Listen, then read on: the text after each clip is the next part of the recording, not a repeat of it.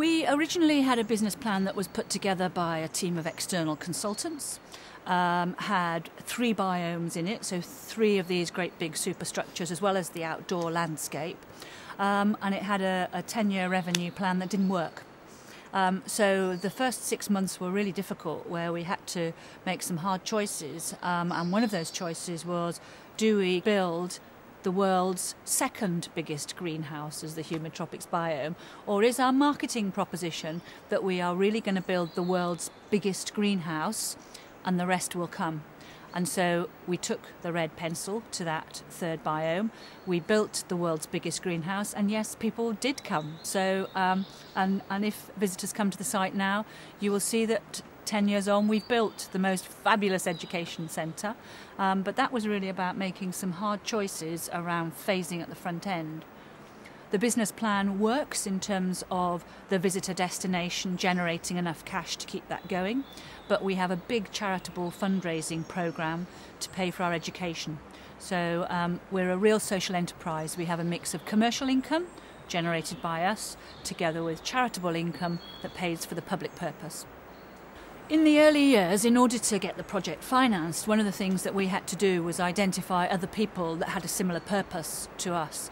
So the Millennium Commission wanted to put really landmark, iconic architecture into the landscape across the regions, and it was obvious that there was nothing else in the southwest that would meet that brief.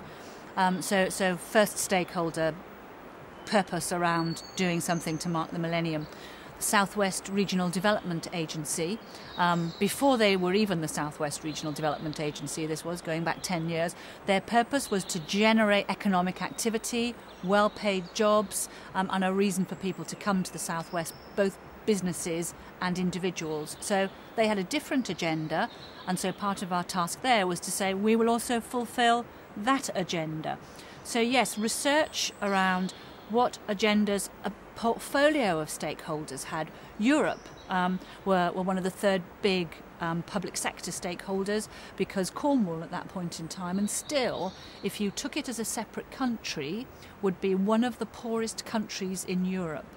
So we have what was previously called 1B status, now called convergence, where they're also trying to stimulate the economy to take us out of relative poverty. And so similarly, we looked for both charitable and other commercial interests where we could say, we can deliver that for you. So it was about understanding your stakeholders and actually making the particular pitch relevant to that particular stakeholder. And we call it having different lenses on the different things that Eden is for different people. I think that the mission of the Eden Project has changed and developed over a number of years, but I think there's a seed of an idea in there that's never gone away, and that is about how important it is for us as human beings to understand our relationship with nature.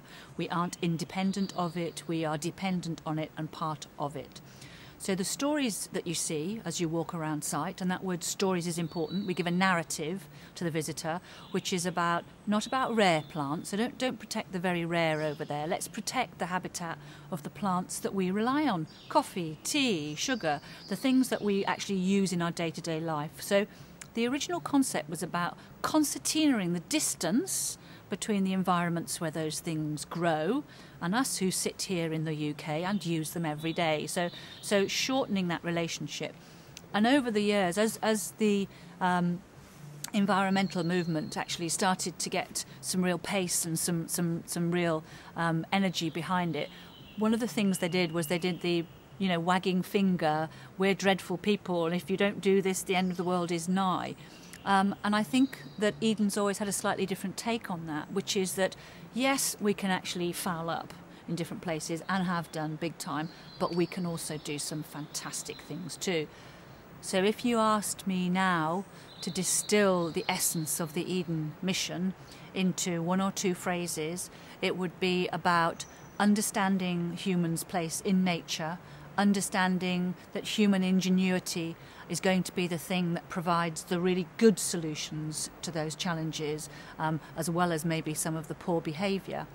And our challenge for the next 10 years, rather than the last 10 years, is to take some of that attitude, which isn't reliant on these biomes, it isn't reliant on standing in front of a plant, but it is reliant on taking that understanding and saying we have to build better ways of dealing with the good ideas and getting them into a much broader scale.